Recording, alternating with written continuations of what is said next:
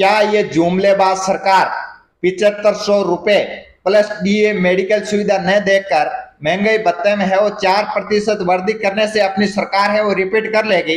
नमस्कार, प्रकाश ने अपडेट में आप सभी का एक बार फिर से स्वागत है। और आज हम बात करने वाले हैं कि यहाँ पर महंगाई राहत भत्ते में वो 4% वृद्धि की गई। इससे पहले है वो 42% है वो महंगाई भत्ता था, अब इसे बढ़ाकर वो 46% कर दिया गया। 1 जुलाई से लेकर यहाँ पर है वो 31 दिसंबर तक ये यहाँ पर है वो इनको है वो 46% है वो महंगाई भत्ता मिलेगा। और इसके बाद में यह सरकार और ईपीएफओ यहाँ पर है वापस किसने है वो महंगाई भत्ता देगा या फिर नहीं देगा, ये तो ये जाने। लेकिन ये जो 4% महंगाई भत्ता बढ़ाया है ये केवल और केवल 1 जुलाई से लेकर है वो 31 दिसंबर तक ये महंगाई भत्ता 46% रहेगा। लेकिन अब बात करने वाले हैं क्या ईपीएस 95 पेंशन धारकों का इसमें है वो क्या होगा।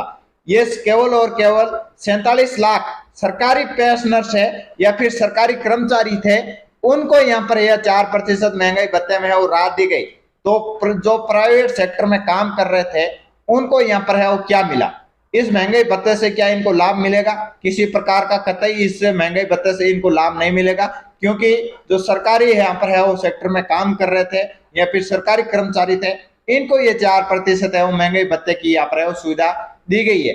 ये एक केवल और केवल सरकार की ओर से वोट वसूलने के लिए केंद्र सरकार ने ये जुमलेबाज सरकार केवल और केवल यहाँ पर है वो 31 जुलाई से लेकर 31 दिसंबर तक ये 4% महंगाई भत्ता बढ़ाया गया। लेकिन ईपीएस 95 पेंशन धारकों की एक ही मांग, एक ही नारा कि यदि हमारी मांगे 7500 रुपए पर महीना पेंशन ना हो और मेडिकल सुविधा और डीए यदि ना हो तो हमारी है जिस सरकार को वोट होगा जो हमारी पेंशन को बढ़ाने का वादा करेगा, 100% वादा करेगा या फिर सरकार बनने से पहले है वो हमारी मांगे पूरी करेगा, उसी के साथ है वो वोट होंगे। और 2024 आ चुका है और 2024 में है वो केंद्र सरकार के भी चुनाव है।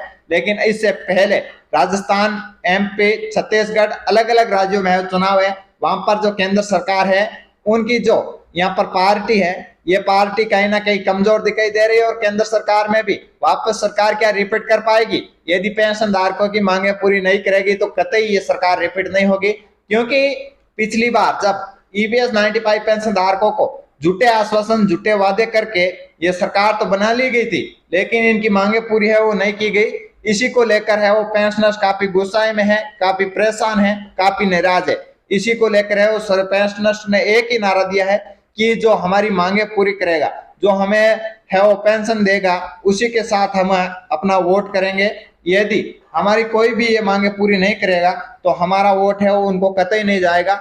इसी को लेकर पेंशनर्स है वो काफी परेशान, काफी चिंतित है और सरकार इस पर किसी प्रकार का कोई विचार विमर्श नहीं कर रही है, केवल और केवल महंगाई भत्ते वृद्धि की है। तो इससे पहले सोच लेते कि यहाँ पर है वो कुछ ना कुछ इन पेंशन धारकों के पेंशन में भी है वो वृद्धि कर लेते। क्या महंगाई भत्ते से कितना लाभ होगा? यदि आपकी सैलरी 1 लाख रुपए है तो 1 लाख रुपए की है वो अब बढ़ाकर है वो 46% कर दी गई है, यानी कि 46% है वो 40,000 रुपए आपको महंगाई भत्ता मिलेगा।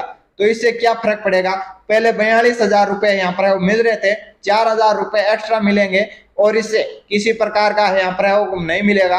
और ऐसे कोई भी कर्मचारी नहीं है जिनकी 1 लाख से प्लस है वो सैलरी है। तो दोस्तों आप खुद देख सकते हो। फिलहाल इस वीडियो में बस इतना ही, मिलते हैं एक नई वीडियो नए अपडेट के साथ, तब तक के लिए।